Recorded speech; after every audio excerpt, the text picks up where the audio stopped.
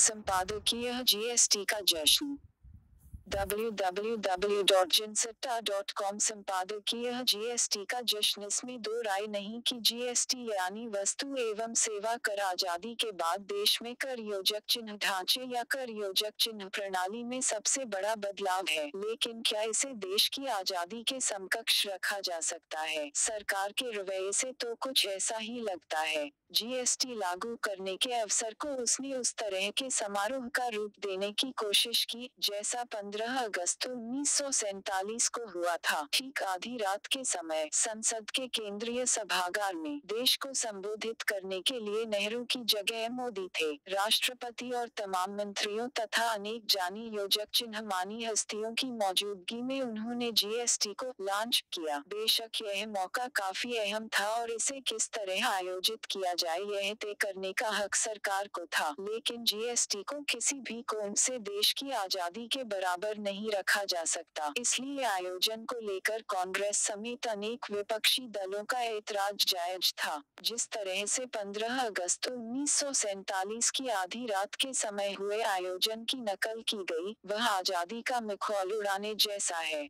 आजादी के लिए देश के लाखों लोगों ने बरसों योजक चिन्ह बरस तमाम तकलीफें उठाई थी। बहुत योजक चिन्ह से लोग जेल गए, बार योजक चिन्ह बार गए, लाठियां खारिन, गोलियां खारिन, कई लोग फांसी पर चढ़े।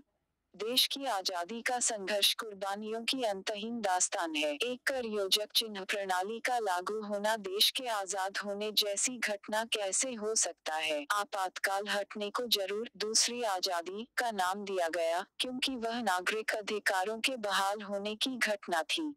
फिर भी उसे 15 अगस्त 1947 के बराबर रखने या दिखाने की कोशिश नहीं की गई। न तब संसद के केंद्रीय सभागार में आधी रात के वक्त कोई ड्रामा रचा गया। जीएसटी के बारे में अधिक से अधिक यही कहा जा सकता है कि कर योजक चिन्ह प्रणाली के लिहाज से यह देश में अब तक का सबसे अहम मौका है, पर इसे देश के आर्थिक इतिहास की भी सबसे महत्वपूर्ण घटना नहीं कहा जा सकता। अगर समाजवादी कोण से देखें, तो जमींदारी उन्मूलन, बैंकों का राष्ट्रीयकरण देश के आर्थिक इतिहास की ज्यादा बड़ी घटनाएं थीं। अगर उदारीकरण की दृष्टि से देखें तो 1991 में आर्थिक सुधारों की शुरुआत सबसे बड़ी घटना थी। तब भी तत्कालीन सरकार ने 15 अगस्त 1947 की नकल उतारने की जरूरत नहीं समझी।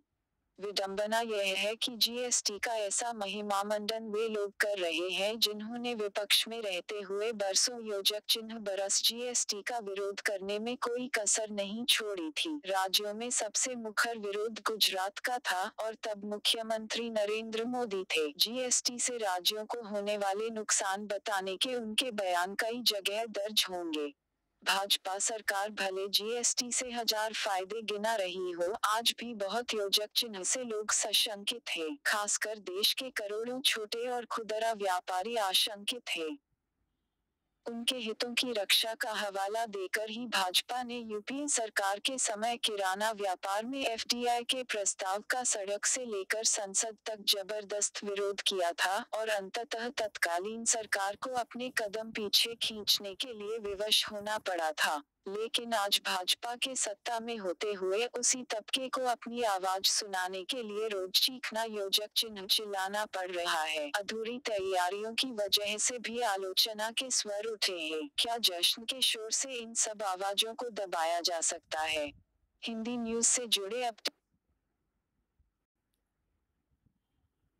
संपादकीय दुरुस्त आयद www.jinsatta.com संपादकीय दुरुस्त आयद। प्रधानमंत्री नरेंद्र मोदी ने गोरक्षा के नाम पर हो रही हिंसा के प्रति देश को सचेत किया है। साथ ही कथित गोरक्षकों को चेताया है कि वे गोरक्षा के नाम पर हिंसा से बाज आएं। यह दूसरी बार है जब मोदी ने इस मामले में अपना दुख और रोष कड़े शब्दों में जाहिर किया है। इससे पहले गुजरात के उना कांड के बाद पिछले साल अगस्त में वे इसी तरह कथित गोरक्षकों पर बरसे थे। दोनों बार उनका बयान वैसा ही था जैसा देश उनसे अपेक्षा कर रहा था, पर दोनों बार उन्होंने बहुत देर से चुप्पी तोड़ी।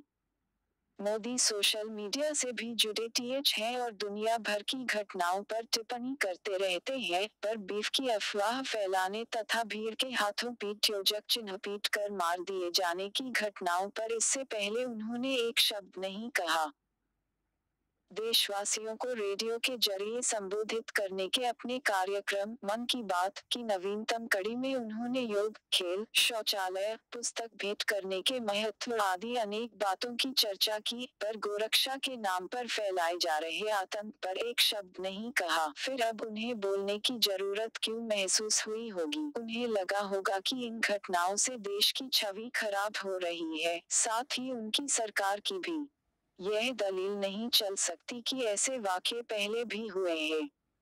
बेशक पहले की सरकारों के दौरान भी ऐसी घटनाएं होने के हवाले दिए जा सकते हैं, पर जैसा कि एक ताज़ा अध्ययन भी कहता है, मोदी सरकार बनने के बाद ऐसी घटनाओं में जबरदस्त बढ़ोतरी हुई है। फिर इस साल के 6 महीनों में हालात और खराब हुए हैं। इस अध्ययन के मुताबिक पिछले 7 साल में इस तरह की हिंसा में 28 लोग मारे गए, जिनमें 24 मुसलमान थे, यानी 86%। इससे समझा जा सकता है कि यह हिंसा ज्यादातर सुनियोजित रही होगी।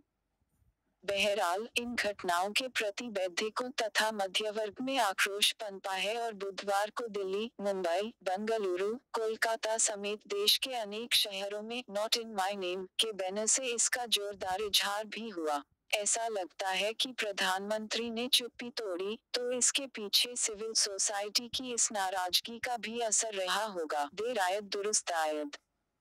अब सवाल यह है कि उनके ताज़ा बयान के बाद क्या यह उम्मीद की जाए कि उनकी सरकार और उनकी पार्टी की राज्य सरकारें गोरक्षा के नाम पर अफवाह तथा हिंसा फैलाने और आतंक मचाने वालों के खिलाफ सख्ती से पेश आएंगी। यह सवाल इसलिए उठता है कि भाजपा सरकारों का रवैया नरमी दिखाने, यहाँ तक कि आंख मूंद लेने का रहा है, जबकि कानून योजक चिन्ह व्यवस्था तथा नागरिकों के जान योजक चिन्ह माल की रक्षा किसी भी सरकार का पहला दायित्व होता है। उत्तर भारत और पश्चिम भारत के राज्यों में गोवध पर पाबंदी बहुत पहले से है। लेकिन गुजरात, महाराष्ट्र, मध्य प्रदेश, राजस्थान, उत्तर प्रदेश की भाजपा सरकारों में जैसे गोवध निषेध के कानून को ज्यादा से ज्यादा सख्त बनाने की होड़ चल रही है। यही नहीं, जहां योजक चिन्ह जहां भाजपा की सरकारें हैं, वहां योजक चिन्ह वहां कथित गोरक्षकों की बनाई है और बीफ का शक जता कर वे जिस पर चाहे टूट पड़ते हैं। प्रधानमंत्री ने ठीक ही गोरक्षा और गोसेवा के आदर्श उदाहरण के तौर पर गांधी और विनोबा का नाम लिया है, लेकिन इतिहास से आदर्श तो कोई भी गिना सकता है। सरकार के मुखिया से लोग यथार्थ का सामना और उसे बदलने की उम्मीद करते हैं। क्या यह उम्मीद की जाए कि गोरक्षा के बहाने जो कुछ हो रहा है उस पर रोक लग जाएगी? हिंदी न्यूज से